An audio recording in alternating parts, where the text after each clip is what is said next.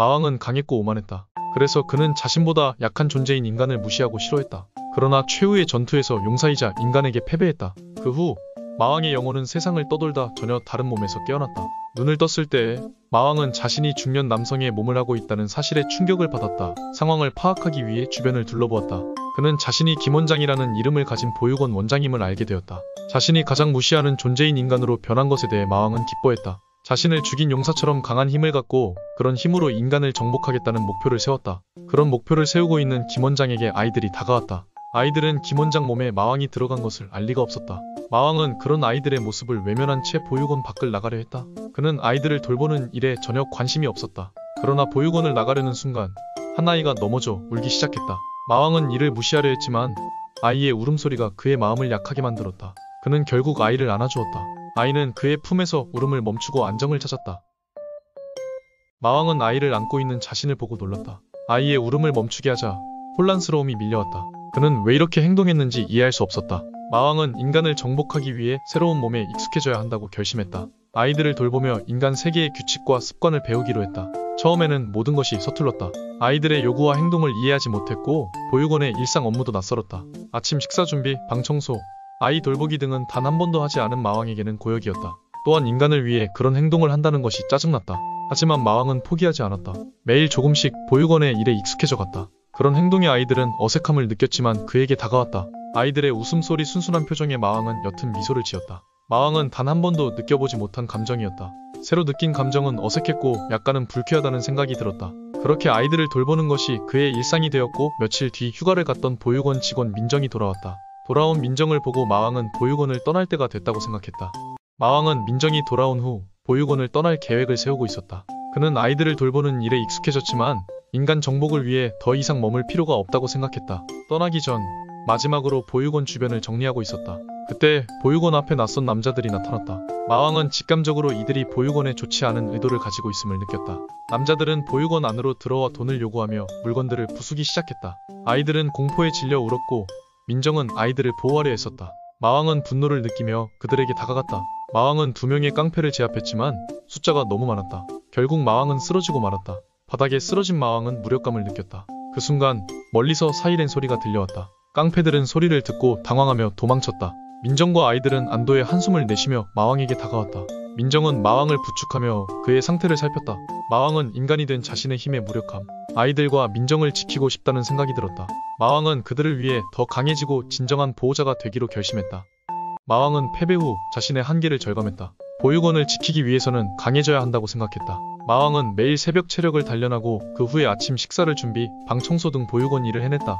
이런 일상은 인간의 몸이 된 마왕에게는 힘들었다. 민정은 마왕의 지친 모습을 보며 그의 행동을 이해하고 도와주기 시작했다. 또한 격려의 말을 아끼지 않았다. 마왕은 민정의 따뜻한 미소와 진심 어린 말에 이상한 감정을 느꼈다.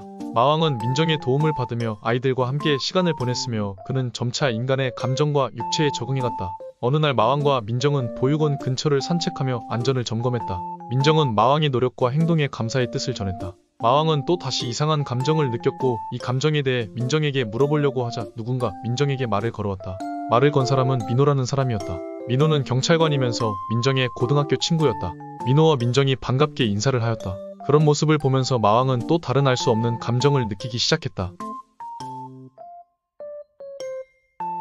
마왕은 민호와 민정이 반갑게 인사하는 모습을 보며 혼란스러운 감정을 느꼈다. 그 감정이 무엇인지 명확히 알 수 없었지만 그는 불편함을 느꼈다. 다음 날부터 민호는 개인 시간을 내어 보육원을 자주 방문했다. 그는 아이들과 쉽게 친해졌고 보육원의 여러 문제들을 해결하는 데 도움을 주었다. 마왕은 그런 모습을 보면서 불편함을 느꼈지만 민호가 많은 도움을 주고 있기에 그저 바라보기만 했다. 어느 날 한 아이가 장난감을 가지고 다른 아이와 다투는 모습을 보았다.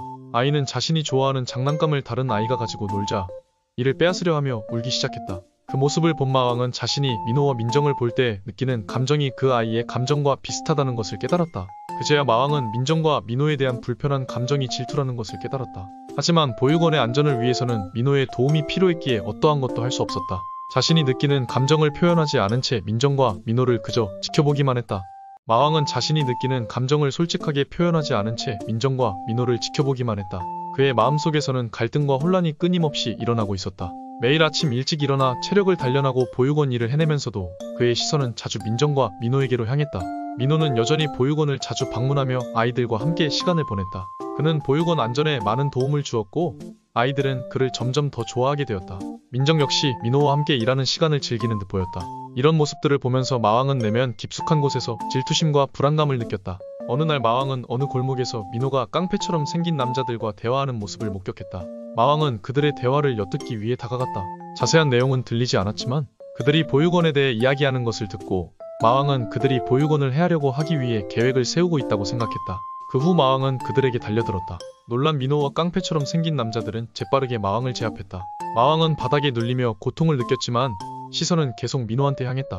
제압당한 마왕에게 민호는 손을 내밀어 그를 일으켜 세우고 자리를 옮겼다. 그 후 민호는 아까 전 일행이 자신과 같은 경찰이며 보육원 경호를 위해 대화를 하고 있었다는 것을 마왕에게 설명했다. 마왕은 그 이야기를 들으면서 자신의 행동이 경솔했다는 것을 깨달았고 살면서 처음으로 사과라는 것을 했다.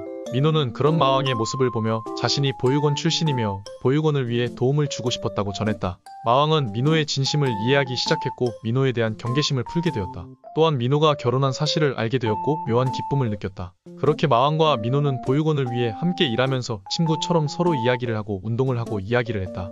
마왕에게는 처음으로 생긴 친구이자 동료였다.